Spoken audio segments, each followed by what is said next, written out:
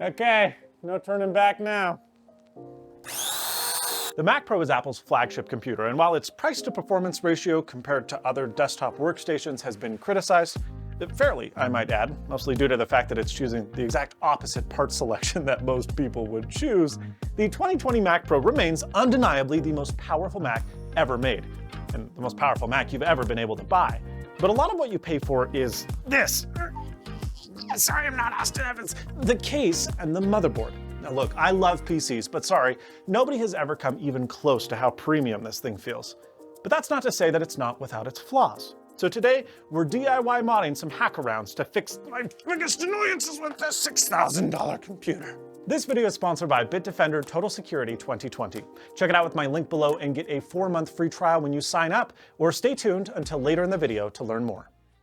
Mac Pro is a heavy computer. It weighs in at 38 pounds and only gets heavier the more crap you add into it. I think Apple knows this because they offer it configurable with wheels. And we've all seen the memes. These wheels cost $400. And they don't even lock, as Marques Brownlee demonstrated, so they're not a very good solution anyway. But if you don't configure your Mac Pro with wheels from the factory, you have to send it into Apple for them to add via one of their service technicians. There are rumors that there will be a kit available in the future for user serviceable wheel replacement, but I've taken the Mac Pro apart, and unless Apple invents some new tool, it is not easy to get access to those. So I was excited when Tall Volk, a viewer of mine, reached out saying, hey, why don't we just make our own wheels? There is a broad world of casters out there in many different sizes and shapes, and heck, some of them even lock. And we worked together on a bunch of different prototypes. We had some that were not so good, like these stiletto-style shoes that made the Mac Pro very top-heavy and tall, but we came up with a better system that ended up working really well. It took about 8 revisions to get where we wanted to, but this is the general design. You have the Mac Pro foot, and we have this little collet that slips over the top of the foot, and then there's this bottom screw that you can screw in, which gives you a hole on the bottom of your Mac Pro foot, which you can then screw any standard caster into. Now, we'll leave these files in the video description below if you're interested in printing them yourself. But yes, we will be using a 3D printer. This is what is called a slicer. And basically what it does is it takes a 3D model and converts it into 3D printable language. 3D printers are dumb. They read something called G-code. And all G-code is it tells each motor on the X, Y, and Z axis how much to move and how much plastic to melt and spit out along the way. We've generated G-code for our 4 Mac Pro feet, and we are going to print them now.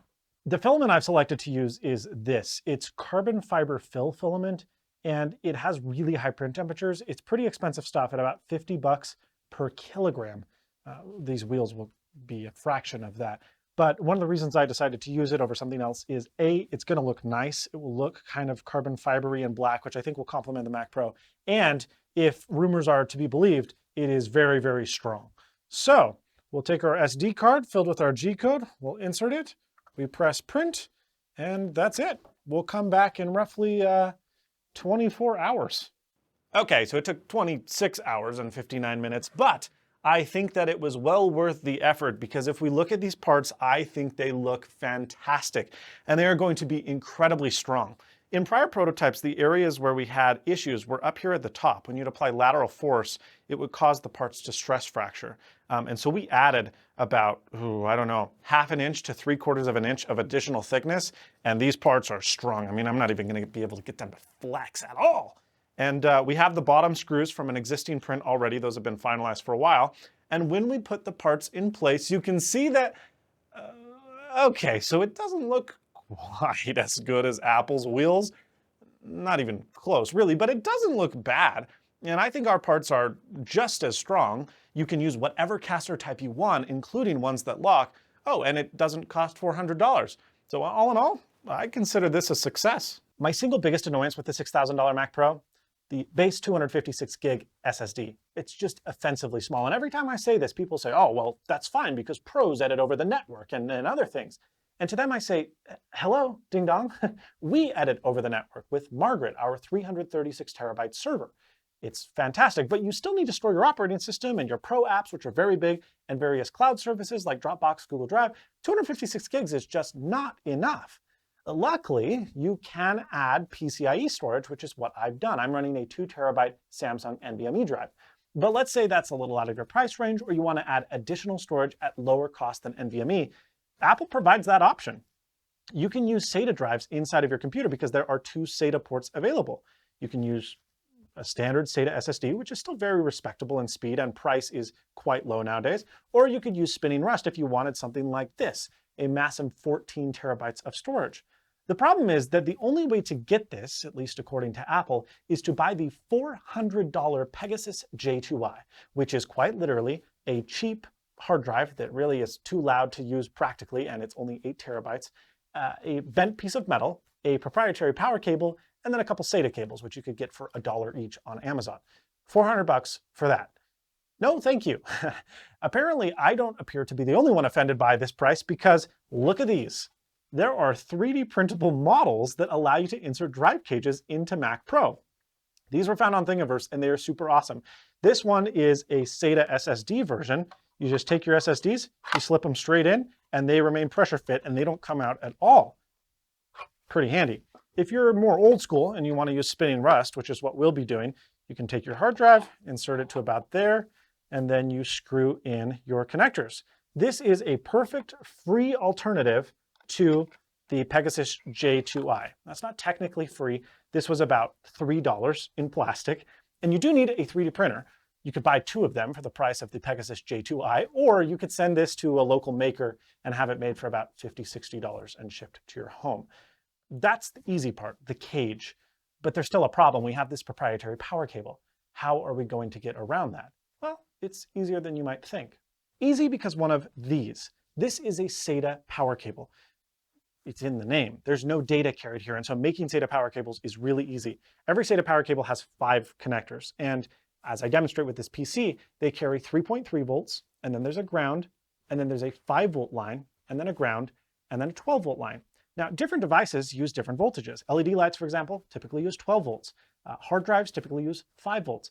3.3 volts is pretty uncommon now, and in fact, Mac Pro even forgoes using this. So in the Mac Pro, there's a 12-volt line and a 5-volt line and then 2 grounds, and that's it. The problem is you'll know that there are actually 8 connectors on this microfit connector. So how do we do that? Well, I just took these 4 cables and spliced each cable into 2. So now we have 2 12 volts, 2 5 volts, and 4 grounds. That's the easy part. This is where it gets a little more complicated.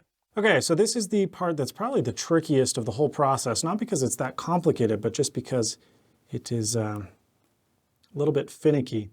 You twist your cable end, and then you kind of place it right here inside of the receptor, the little pin, and then you take your pin and you get your pliers here, and you kind of just crimp down. Make sure that your cable's all the way in. You crimp down that way, and then once you've done it that way, you place it in the other direction, crimp down again, and then your cable is attached to your end.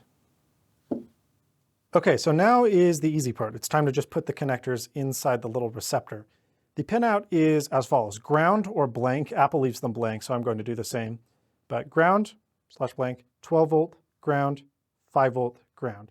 So we're going to do 12 ground, 5 ground. And I have my 12 volt here at the very end. So I just take one of these little guys, I slip it right in, and it locks into place. And here it is. Well, look, I'm not going to be winning any design awards. I've seen better looking cables, but this should be functional, and that's really what matters.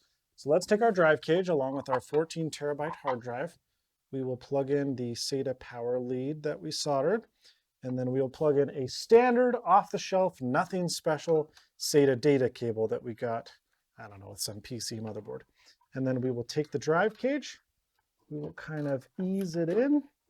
And this is about as elegant as the genuine Pegasus one. I've heard people saying that that one's pretty tricky to insert. This one's actually pretty easy, all things considered. So that's in now. And then I have removed the I/O card just to make access to these ports a little simpler. And we should be ready to rumble. Okay, so we've got the machine booted up. I'm a little nervous because I don't actually hear the head tracking. So hopefully it's there. Disk utility, hey, there it is. Oh, now I hear it. Maybe I just needed to mount. 14 terabytes of SATA internal physical storage. That's awesome. So my botched cable did the trick. But did you see how many SATA ports I have left over? What could we do with those? Okay, so actually, if I remember correctly, I can't see it listed here on the site, but I think 12 volt is for the motor and then 5 volts for logic. But I want to test the 12 volt rail. Are you recording? Yeah. I have the perfect 12 volt device. I don't remember where I put it. Oh, no. Oh, yes. Time for some pro gamer moves. Okay, the cool thing about this LED strip, if anything about this $20 kit on Amazon can be cool, is this. This is an RF kit. So most cheap LED strips are infrared, which means you have to wire a little receiver to the front of the case. And we don't have the ability to do that because tolerances are so tight. So this allows us to leave this relatively chunky brick inside the machine, and then we'll just use this remote to communicate with it. Furthermore, it has this 12 volt DC to barrel plug connector, which means we can power it by SATA. And funny enough, that connector, it looks like they just chopped the other 3 cables off. But this should work great, in theory. We have scoped some stuff out, though, and there are some problems that we already see being an issue. The tolerances on this machine are just so tight because it tries to seal everything off to optimize airflow that there's no room to put strips, let alone even run cables.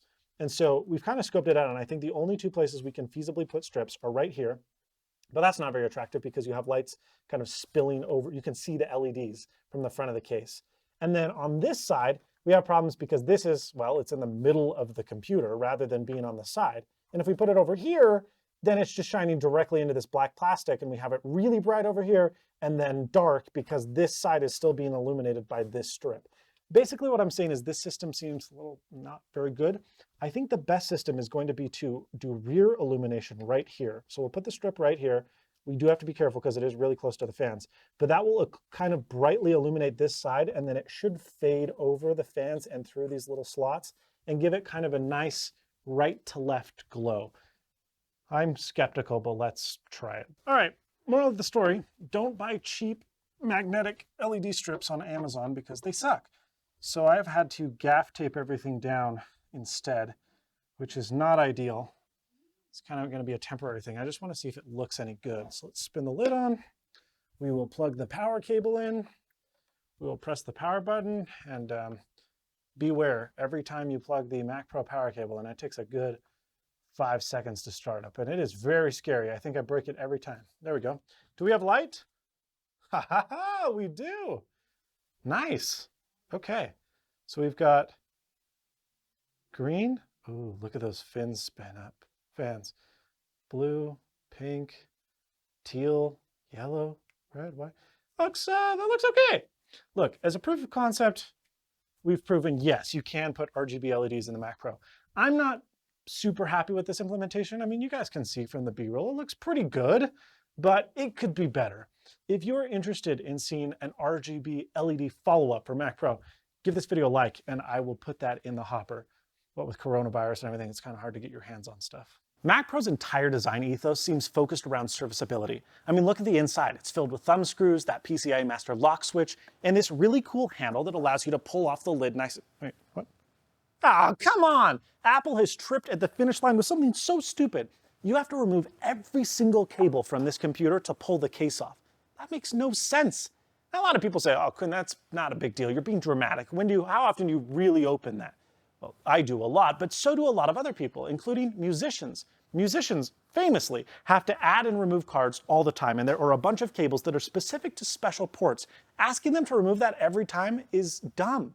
Now, a lot of people think, oh, well, Quinn, that's for safety. You can't have the AC mains plugged into the Mac Pro while it's turned on or while it's, being serviced. To that, I say, yeah, you can, because every PC ever has been like that, including Apple's past Mac Pros. And Apple actually recommends you plug the AC mains back into the computer once you pull the lid off so that you have a ground and the electronic components inside are protected. But even if that were the case, then put the thing at the top and allow me to remove one cable instead of every single cable every time I want to open the computer. Well, anyway, I stopped complaining because I came up with a fix. Okay, no turning back now.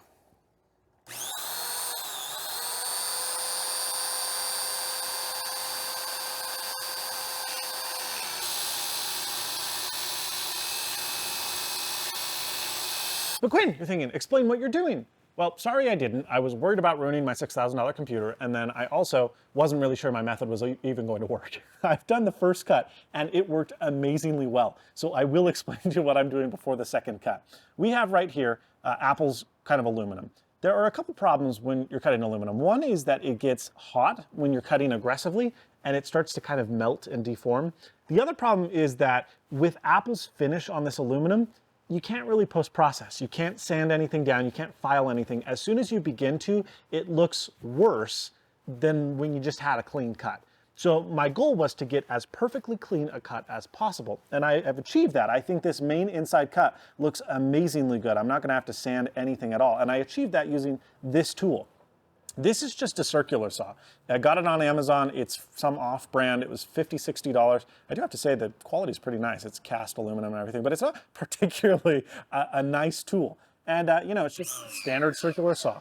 What I did and why I got this was two reasons. Number one, it has a fence, and fences are used on a lot of tools like this. It allows you to kind of remove the lateral imperfection that you get in human hands that you'd find on a Dremel or rotary tool. Again, I want as clean a cut as possible. But what this fence does that goes even further is rather than just eliminating side-to-side imperfection, it also eliminates forward to backwards imperfection because it is located on this handy little kind of axis that allows the tool to go up and down every single time. And what that allows me to do is kind of pull off and cut the aluminum slowly. The slower I cut it, the less heat it generates, the more it's going to warp and look nasty. And then it also allows me to use really slow cutting tools like this. You normally cut aluminum like this. It does it super quickly, but the downside is that these teeth are so aggressive that it kind of does it doesn't look amazing. Composite cutting wheels like this, which use aluminum oxide and fiberglass, do a really nice job because it's a very mild cut. Now you do have to cut these really slowly. You could cut through this aluminum with this wheel in seconds. This one takes about 1.5 to 2 minutes. The advantage to doing this, so long as you can make sure that your tool goes up and down in the exact same spot all the time, which this one does, is that you get a much cleaner cut. And holy crap, it is. Again, like I mentioned, this is going to require no post-processing at all. And I'm excited to see this cut too. The second cut went just as well as the first, and then we used an orbital multi-tool to kind of sand off some of the burrs from the final cut. And then we used compressed air to spray the shavings out of the case.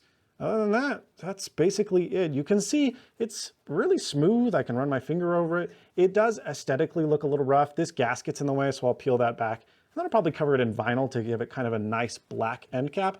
But functionally, it's spectacular. Now you might be wondering, I know people will ask, doesn't this compromise the structural integrity of Mac Pro? No, it doesn't, because all of the structural integrity is found here inside the main chassis and inside this frame. You'll also note that while yeah, perhaps the structural integrity might be compromised a little bit this way if I really try and bend the aluminum.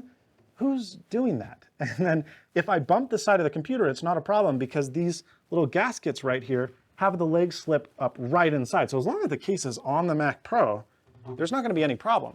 And then the added benefits are massive because I can just spin the handle, push the power button, and the system turns on.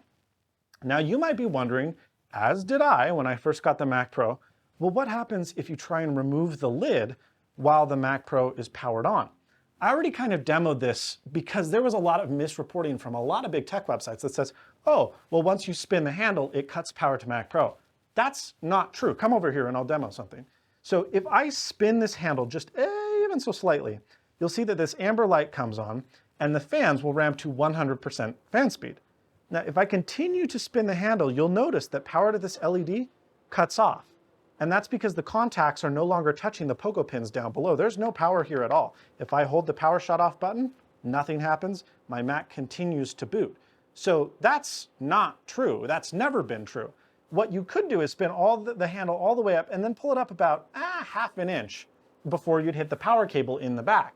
But functionally, the computer still runs without the connector attached. And so with no bar removed, you just pull the case up and the computer continues to run. The fans spin at 100% fan speed, and the whole idea behind the Mac Pro's cooling system is that it's a front to back airflow setup. So you really don't want to run it without side panels. It kind of ruins everything. But the computer stays on. I could render video if I wanted. Again, not suggested, but it is really handy to be able to pull the lid off of your Mac Pro so that you can diagnose things when things are weird. Maybe one of your fans is acting up, or it's nice to be able to take the case off and see what's happening while the computer's on. And previous Mac Pros allowed for this. You could take the side panels off, the fans would spin up to 100%, but you could see inside. I don't know why Apple decided to eliminate this time around, but it definitely works. And the best part is that I can put this case back on, spin the handle, and the fans go back to normal, and I can continue working, all without having to turn anything off. Pretty cool. This video has been made possible by Bitdefender Total Security 2020, the product that covers all your security needs for Windows, macOS, Android, and iOS. Look, I've historically been a bit of a detractor of antivirus software, but Bitdefender is award-winning and different for many reasons. While yes, it does offer real-time antivirus scanning and protection against ransomware by offering built-in encryption for your sensitive documents, it does a lot more, and where I think Bitdefender really shines is on the web. Their online threat prevention system is a network-based adaptive layer that blocks brute force attempts, it prevents compromising data from botnet attacks, and it prevents sensitive information from being sent over unencrypted forms. Their anti-tracker extension for desktop stops unwanted data collection in its tracks, and with incredible parental control features that are customizable per child, you can limit screen time, filter away harmful websites, and more. I've only just scraped the features included in Bitdefender's Total Security 2020, which is why they're giving you guys, viewers of Snazzy Labs, a 4-month free trial to check things out using my link below. Thanks to Bitdefender for their support of Snazzy Labs, and thanks to you for watching. If you enjoyed this video, please give it a like. If you didn't, well, then you don't like RGB and nothing in life is good, and you can hit that other button. It works okay too. Thank you so much for watching though. Stay home, stay safe, and as always, stay snazzy.